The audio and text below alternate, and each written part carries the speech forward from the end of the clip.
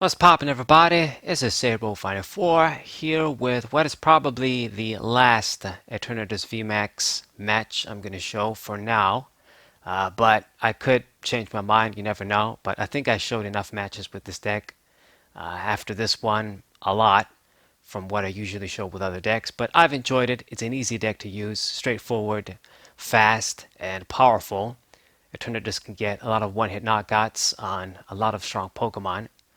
Obviously, the weakness to Zapdos really sucks ass having to lose to that card, and just the fighting weakness in general. We don't really have a way to help much with that.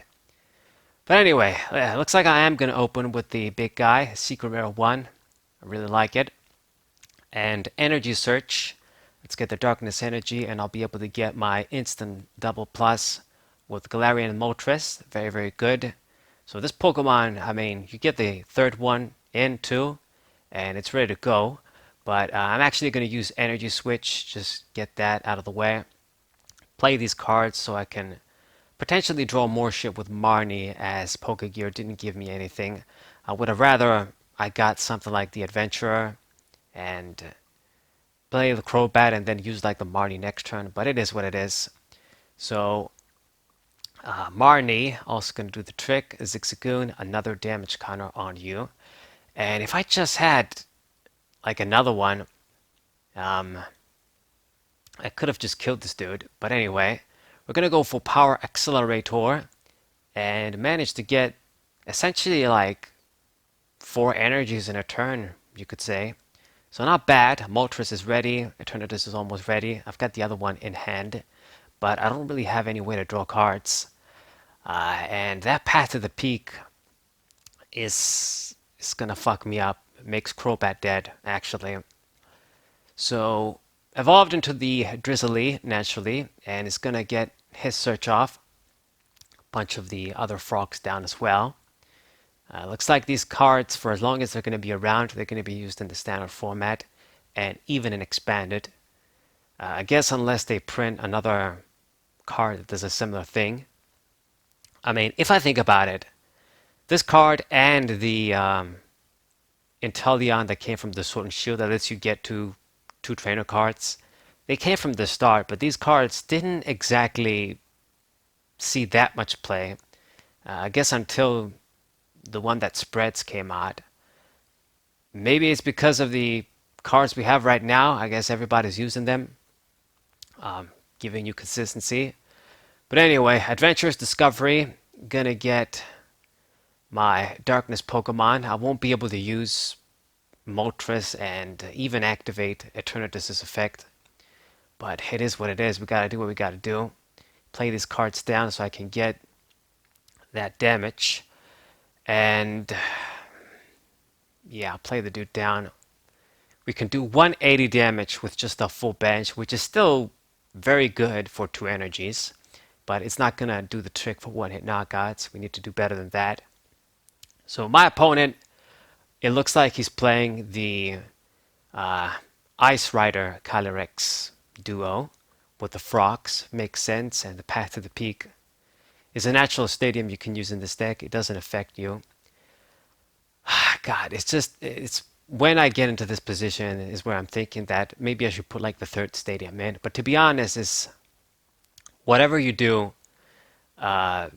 you're damned if you do, you're damned if you don't. Like, if I have the third stadium, then obviously I have more chances and opportunity to counter Path to the Peak, and I can still have my abilities. But then having multiples of that stadium, like 3, if you have that in the beginning, then it fucks with your Crobat, and that sort of thing. You sort of see it when you don't need to. I mean, the stadiums I have in this deck are basically meant as counter stadiums. So 2. Well, this deck doesn't really need a stadium, to be honest. We don't really have any dark specific stadium that I can think of. It's just the Dynatree heal. I guess prevent my opponent from healing, that can come up. But mostly as a counter stadium to Path to the Peak. And if you do run just 2, then in all the matchups where you don't really need it, it just gives you 1 extra spot for a different card that we would have to sacrifice. It's just the deck is going to be more consistent, flow better. Right, so get the other Eternatus down, and Have to discard my shit for Oak, and I do see the Path to the Peak very good, so I can at least try and do something here, but we don't have energies in the discard pile for me to use Moltres. It's a bit sad. I got so many energies at the start, and I'm not really getting any attachments now.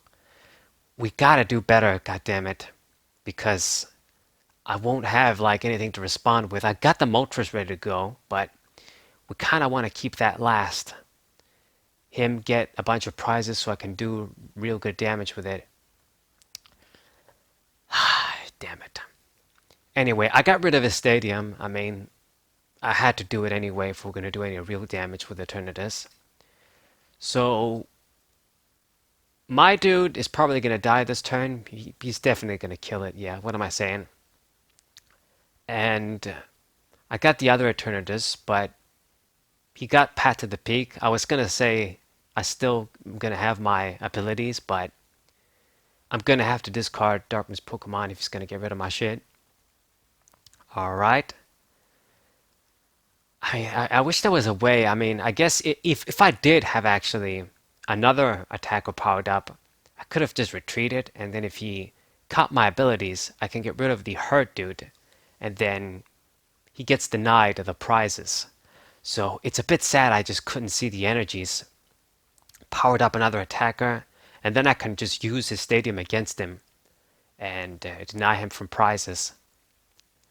So getting some shit with Inteleon, Capacious Bucket, and the Melody. I wish I had that kind of card for this deck. Grab 2 Darkness Energies. They just gotta give me Professor's Letter back again. Just get 2 energies from the deck. Should be good. On any type. So, other VMAX comes out. And of course, it's gonna get rid of my stadium. So we're gonna get rid of the Zigzagoons. I think it just makes the most sense for now. If I could have switched, I would have discarded the hurt dude, and his stadium was gonna work against them. But we just couldn't do it. I didn't have a different Pokemon. Moltres is only good if your opponent gets at least a few prizes. Then it can do some real damage. So I'm gonna use it right now because I don't have much of a choice. We get our other Counter Stadium, the last one. I only have 2. And now I'll be able to get Moltres' effect. So get our Darkness Energy. Marnie gonna mess up my opponent's big hand. Give me a few cards. And now we can utilize Crobat V for once. Get the manual attachment on Eternatus. And Crobat gonna give me 3 cards. Alright, and should I play any other Pokemon down? I'm going to use Quick Ball and discard the Adventurer. Don't need that. Get the other Crobat. I mean, I guess I could, but yeah, let me just put you down and go for Fiery Wrath. It's the only thing we can do. So 170 damage is going to do the job. And I get 3 prizes now. And I'm down at 2. We just need 1 more knockout. And what he needs is 1 more big knockout on my VMAX to win. Now, I mean, if I had like more boss's orders, I could have just picked on 2 guys, but we can't do that right now. So there it is, Path to the Peak once again. And now we're going to have to get by like this. I don't have any other counter stadiums. There's no field blower we could use. Just another thing that sucks, like if I had field blower in this deck, like if it was available in standard, then maybe just having 2 counter stadiums wouldn't be so bad, because at least you know that, okay, I can use field blower against that shit if it comes up. But we don't have it. Tool Scrapper doesn't do the job, which I don't even have in this deck anyway. But if it was field blower, we definitely would have found a way to include it. Alright, and to be honest, he has better control of the game right now. I mean, he's gonna kill my dude, and I will be able to fight back with the other Eternatus VMAX, but I'm not really doing crazy damage. If I play another Pokemon down, it's still a 2-hit KO, which is the most important thing. but he can just search whatever he wants with the frogs. So quick ball once again. We're gonna discard the other quick ball. That's it. And I'm gonna play. I know that I'm not gonna draw any cards, but I'm gonna have to play the Crobat just so we can do 80 damage against this dude and go for the 2-hit KO. I got the boss's orders, but no matter how I look at it, there's no point in playing it. If I just pull one of the small guys, I kill them, but then I still gotta get a KO on the big guy. So we're just gonna go for Marnie, mess up his hand. I mean, the only thing that I would have been able to do if I played boss's orders is kill the Drizzly so that it can't evolve. But it's just too risky. He had that big hand anyway. You never know what he could have. So I think like this is better. So Dread and 180 damage, and if he can do like the boss's order shit with Drizzly or something, I'm gonna lose. He can just pick on Crobat, Moltres, even the other Eternatus, and just get easy 2 prizes. Like this. Escape rope, okay. I'm definitely gonna promote the Zigzagoon, only gonna give 1 prize. So yeah, I don't know why he did that. What he was expecting was gonna happen. And he surrendered right there. Okay, so it's our game. I mean, I thought I was gonna lose, to be honest. I just thought he was gonna pull boss's orders out of nowhere.